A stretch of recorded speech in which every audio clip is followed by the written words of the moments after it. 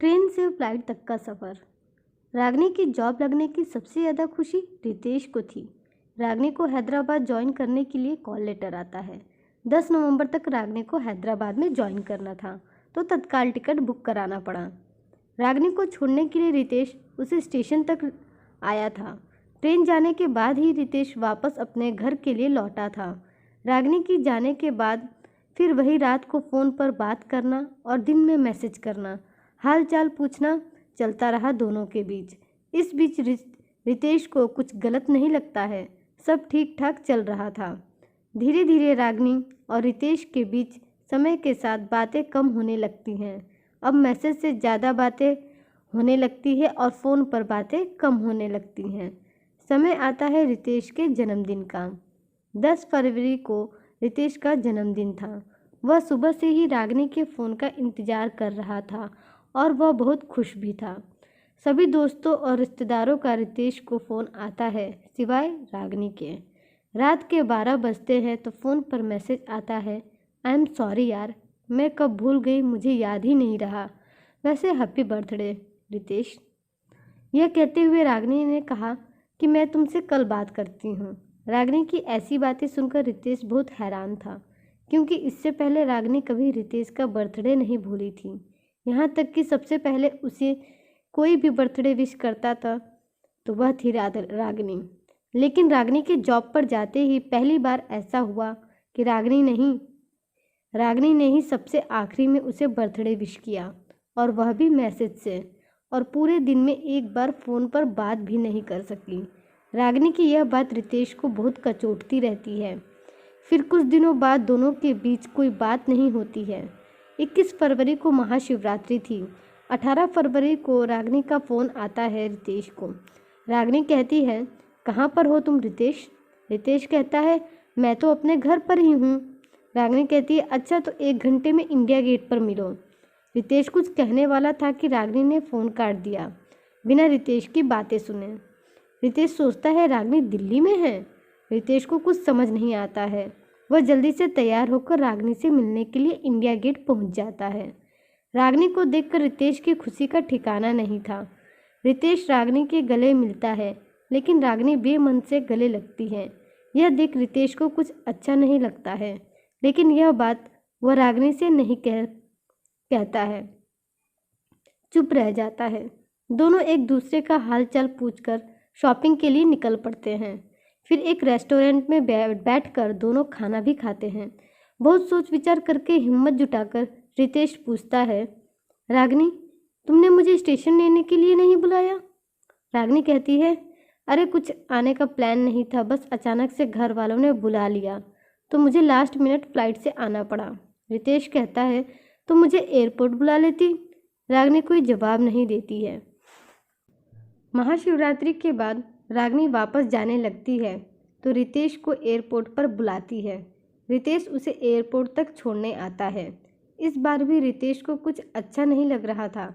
रागिनी में ऐसे बदलाव रितेश को कुछ ठीक नहीं लग रहे थे। वह मन ही मन सोचता है कि रागिनी कितनी बदल गई है। पहले वाली रागिनी और यह वाली रागिनी में कितना अंतर आ गया है। रागिनी के वापस हैदराबाद जाने के बाद बातों का सिलसिला फिर शुरू हो जाता है, लेकिन अब यह बातों का सिलसिला हफ्ते में कभी तो महीने में कभी कभार में बदल गया था। रितेश दिल्ली में ही था, इसलिए उसके लिए कुछ नया नहीं था। उसका एक रूटीन था जो वह नियमित रूप से फॉलो किया करता था, जिसमें वह खुश था। लेकिन रागिनी एक नए शहर में थी, इसलिए उसके पास देखने और घूमने फिरने की बहुत चीज़ें थी। शायद इसलिए उसके पास रितेश के लिए समय नहीं था, ऐसा रितेश सोचता है। दिन, हफ्ते, महीने गुजर जाते हैं। अब रितेश और रागिनी की बातें बर्थडे विशेष तक सीमित रह गई थी। वह भी अब खत्म होने वाली थी। अचानक एक दिन रागिनी का मैसेज आता है। रितेश मैसेज खोल कर देखता है तो उसमें रागिनी की शादी का डिजिटल कार्ड था। तो कभी रितेश ने सपने में भी नहीं सोचा था। रितेश सोचता है रागिनी की शादी होने वाली है अब, और बचा भी क्या था इसके बाद। रागिनी की शादी हो जाती है। फिर कुछ समय बाद रितेश की भी शादी हो जाती है। रश्मि यानी रितेश की पत्नी भी एक अच्छी जीवन साथी थी। उसने रितेश की घर गृहस्थी को अच्छे से संभाल लिया था।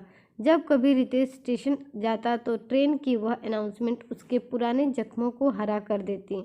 ट्रेन में हर किसी के चेहरे में उसे रागिनी का चेहरा दिखाई पड़ता, लेकिन धीरे धीरे समय के साथ वह चेहरा भी धूमिल होता जा रहा था। लेकिन आज रितेश को उस पुरानी अनाउंसमेंट ने 5 साल पीछे फिर से पहुंचा दिया था। स्टेशन पर बैठे कब 1 घंटा बीत गया पता ही नहीं चलता, अगर उसकी पत्नी रश्मि का फ़ोन नहीं आया होता। रश्मि कहती है, आप कब आ रहे हैं? मैंने आपके लिए खाना तैयार कर दिया है। फ़ोन की घंटी आने पर रितेश वापस 2023 में आ चुका था। घर आते वक्त रितेश जब अपना फ़ोन देखता है तो उसमें आज भी रागिनी का वही नंबर था। रितेश सोचता है मैसेज करके देखते हैं। जैसे ही वह हाई टाइप करता है और सेंड करने वाला ही होता है, तभी ऊपर से एक जहाज़ जाता है, जिसकी आवाज़ सुनकर रितेश रुक जाता है। फिर उसे याद आता है कि ट्रेन का सफ़र तो 5 साल पहले ही फ्लाइट के सफ़र में बदल चुका था। उसने मैसेज डिलीट किया और रागिनी का नंबर भी डिलीट कर दिया और अपने घर की तरफ बढ़ने लग गया। इस बार उसके कदम धीरे धीरे नहीं, तेज तेज थे। सही मायने में शायद आज ही वह उन यादों को पीछे छोड़ने का मन बना चुका था। घर आते ही रितेश अपनी पत्नी को प्यार से गले लगाता है और पूछता है, खाने में क्या बनाई हो?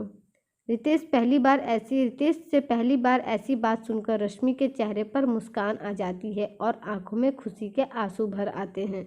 अपने आंसू छुपाए वह कहती है, आपकी पसंद के मटर पनीर और पूरी। दोस्तों, आपको मेरी आज की कहानी कैसी लगी कमेंट करके ज़रूर बताइएगा। ऐसी ही कहानियों के लिए हमारे चैनल को सब्सक्राइब कर लीजिए। धन्यवाद।